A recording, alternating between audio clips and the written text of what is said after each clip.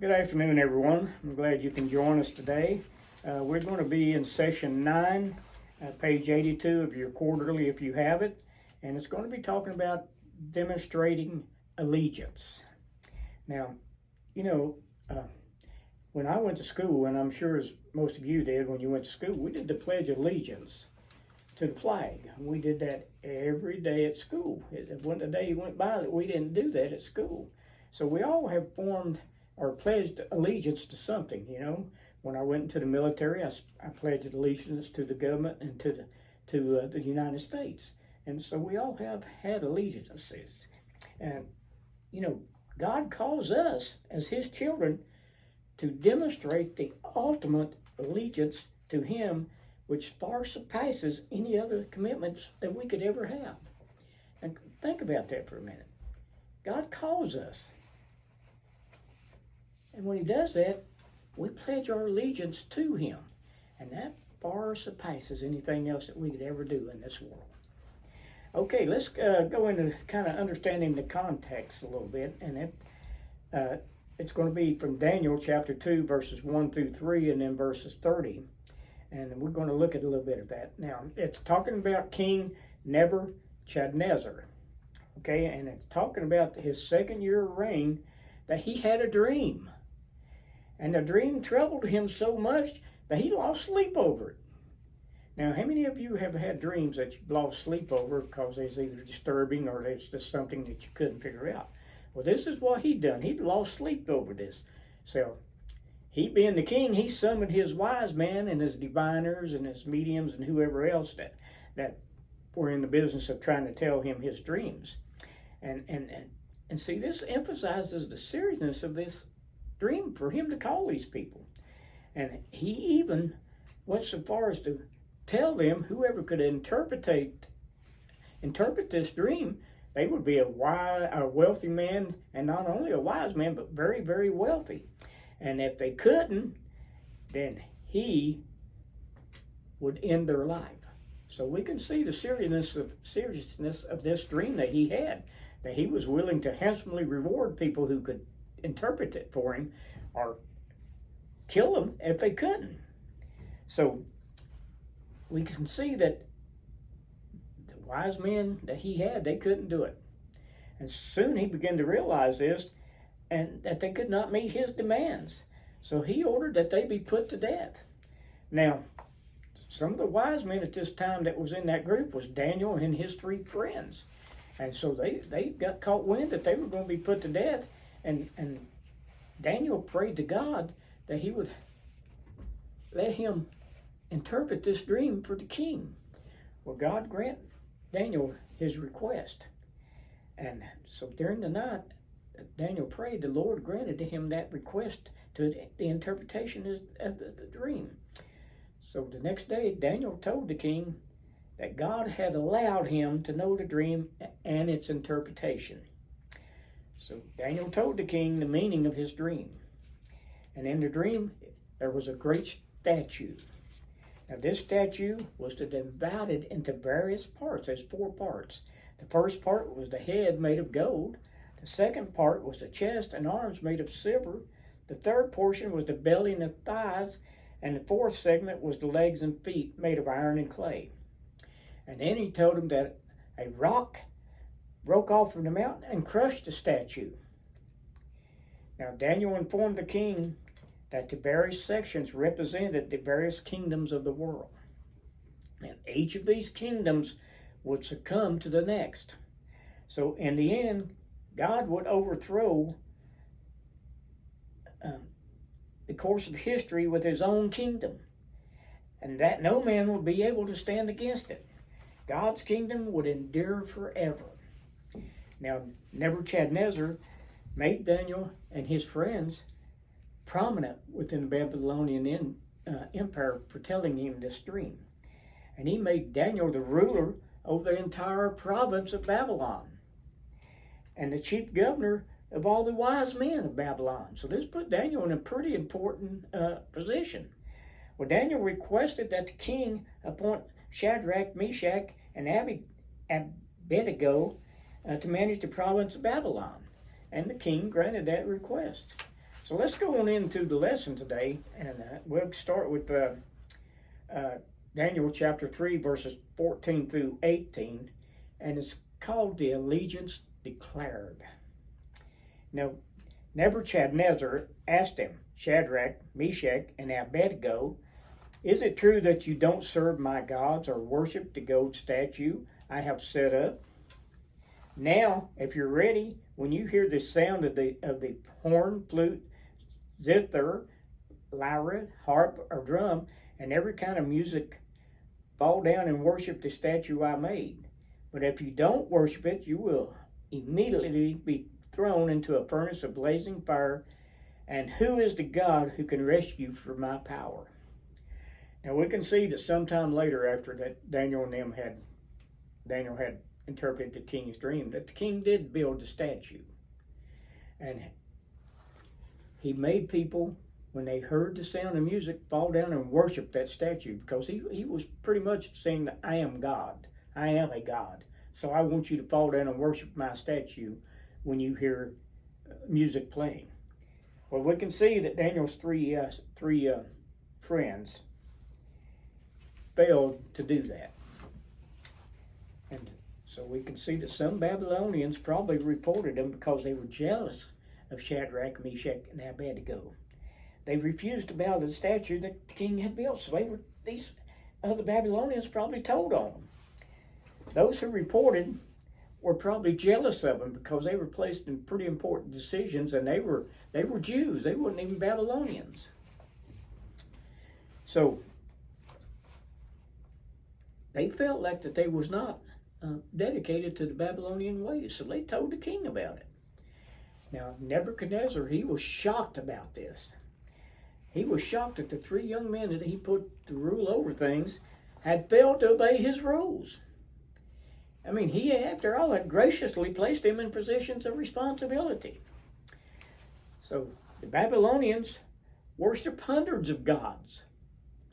So Nebuchadnezzar would not have cared if these three men had worshipped the Lord their God as well as him. He would have been all right with that. But they were not made that way. They believed in staying holy to the Lord God, and him only would they worship.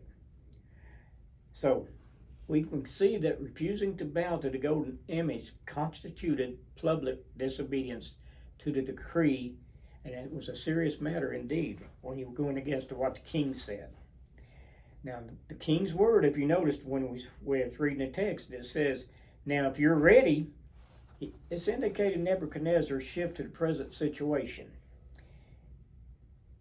He did not care to determine what these men had done in the past. He didn't care about their past. But if they were ready to obey at that moment, all would be well. But if they would not bow down to the statue, they would immediately be thrown into a furnace of blazing fire. Well, the king then, he posed a rhetorical question to him.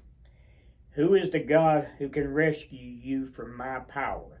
So you can see right there, he's trying to put himself above God, saying, I'm stronger than God. Nobody can rescue you from me. So Nebuchadnezzar, the most powerful man on earth at that time, thought he knew the answer to that question. And he was posed, no God could save them. But he soon realized that indeed there was a God who could rescue his children. Now let's look at verses 16 and 18. Shadrach, Meshach, and Abednego replied to the king, Nebuchadnezzar, we don't need to give you an answer to this question. If the God we serve exists, then he can rescue us from the furnace of blazing fire, and he can rescue us from the power of you, the king. But even if he does not rescue us, we want you to know as king to know that we will not serve your gods or worship the gold statue that you set up. Now, you talk about being brave. They were brave at that time to say that to the king to his face. Because he had already said, if you don't bow down, I'm going to throw you in the furnace. But they held to their allegiance to God. They held to it. So let's go into further here. And see, these three Jewish young men explained their position. They had already decided how they would respond if they were ever faced to the question of where their ultimate allegiance lay. So we see their argument was that if the God we serve exists, then He is sovereign and in control of all things. He can rescue us from the furnace of blazing fire. They were not doubting God's existence, but they were rather declaring that their devotion to God would remain steadfast whether they were delivered or martyred. Now that's faith. That's faith. They knew God was able to deliver them, but even if He does not rescue us, we will not serve your gods. They would not waver in their allegiance to God. See, even in faith-challenging situations, we can trust God ourselves. Hebrews 11 records accounts of people who trusted in God and experienced great deliverance. But sometimes, and in some circumstances, God chooses to glorify Himself through people's suffering and even death for the sake of His name. Look at Job, for instance. Job suffered a great deal. Faithful believers maintain their allegiance to God in the utmost difficult of circumstances, trusting in Him for the outcome. So our allegiance to God is what we must adhere to at all times, trusting in Him. So let me ask you a question. How is a person's loyalty to God in all situations a measure of that person's faith in God? Now you can answer that on your own at your leisure. Give it some thought. So let's go on into verses 19 through 23. And it's going to see where the persecution starts being intensified during these verses here. It says, Then Nebuchadnezzar was filled with rage, and the expression on his face changed toward Shadrach, Meshach, and Abednego. He gave orders to heat the furnace 7 times more than was customary. And he commanded some of the best soldiers in his army to tie these 3 young Jewish men up and throw them into the burning furnace. So these men in their trousers, robes, head coverings, and other clothes were tied up and thrown into the furnace of blazing fire. Since the king's command was so urgent and the furnace extremely hot, the raging flames killed those men who carried up the 3 young Jewish men.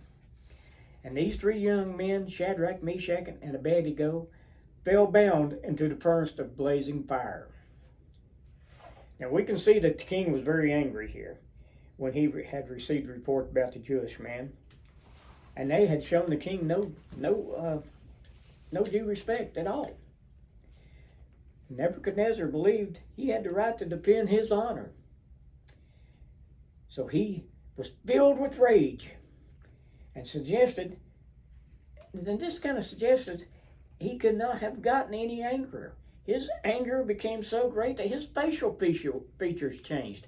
Now, I don't know about you. If you ever seen anybody that's really angry, their whole facial expression changes. Well, Nebuchadnezzar's changed. And so he ordered that the furnace be heated 7 times more than was customary. So that had to be very hot, ladies and gentlemen, very hot. So the king ordered that some of his best and most strongest and valiant soldiers bind Shadrach, Meshach, and Abednego, and to throw them into the furnace clothed.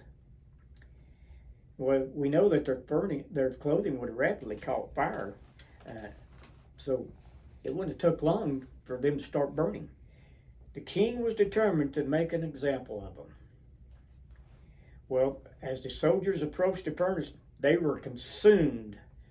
The heat was so great and so intense that it killed the Babylonian soldiers who threw these 3 Jewish boys into the fiery pit.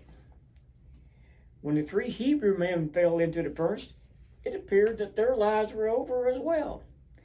They had fallen into the furnace bound and had no means of escape. Nebuchadnezzar and all those watching thought the incident was over. They thought, well, that's it. They're gone. Bye-bye. You know, if we face persecution and opposition, in whatever form, we must remember that Jesus warned us to expect this. And John 16:33 tells us that. He even told his disciples that the day would come when people would kill believers and think that they are doing God a service by doing it. So we must also remember that He is with us in every situation. God did not depart from those 3 Jewish boys. He was with them in every situation. Because when you pass through the waters, He says, I will be with you, and the rivers will not overwhelm you. When you walk through the fire, you will not be scorched, and the flame will not burn you. For I am the Lord your God. And that's His promise to us. So let's look at verses 24 through 25 now. And then we'll do 26. Then King Nebuchadnezzar jumped up in alarm. He said to his advisors, didn't we throw just 3 men bound into the fire? Yes, of course, your majesty, they replied to the king. He exclaimed, look, I see 4 men. They're not tied up. They're walking around in the fire unharmed, and the 4th looks like a son of God's. We can see Nebuchadnezzar, his countenance changed very quickly. He went from uncontrolled rage to being alarmed or astonished in the sense of being frightened. His astonishment came because he had ordered the 3 men thrown into a furnace, bound in ropes, to die. However, they did not die. They walked around, unbound and unharmed, and in a blazing furnace. Furthermore, they were joined by a 4th person. Now, who was this 4th person in the fire? Well, the Jewish scholars assert that the 4th person in the fire was an angel. But most conservative scholars interpret like a son of the gods as referring to Christ. He was present with the 3 men in the fire. See, Jesus is called the Son of God in the New Testament. So the appearance of the 4th man was the form of the pre-existent Christ. God blessed the 3 young Jewish men for their faithfulness with the presence of His Son. The fire had taken the lives of the mighty Babylonian soldiers, but was harmless to the Jewish young men. Nebuchadnezzar had to confess that he was wrong. There was indeed a God who could rescue the young man from his hands. Let's look at verse 26 now as we wind this up. Nebuchadnezzar then approached the door of the furnace of blazing fire and called, Shadrach, Meshach, and Abednego, you servants of the Most High God, come out. So Shadrach, Meshach, and Abednego came out of the fire. See, we see Nebuchadnezzar called for the men to come out, recognizing them. Now listen to what the verse says, recognizing them as servants of the Most High God. That declaration was profound for King Nebuchadnezzar. He thought that his gods had defeated the God of the Jews. Thus his God was superior, or so he thought. The Jews were living under his authority. What God would allow this to happen?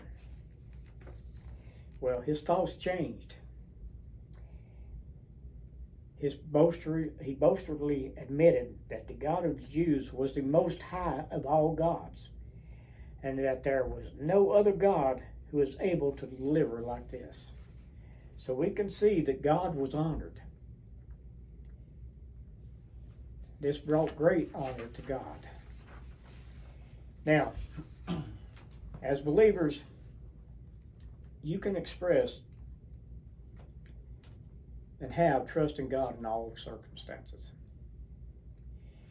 You can expect non-believers to take extreme actions, persecution against you at some point. But it brings honor to God as us believers through our faithfulness to Him. It brings honor and glory to Him. Well, we've seen what allegiance can do. We can see the dividends of what having allegiance to God brings. We can see that our persecutions will probably intensify as time goes out throughout the ages from here on out. But everything's going to bring God honor. I hope you enjoyed this lesson. Until we see again, stay safe, stay healthy. God bless you.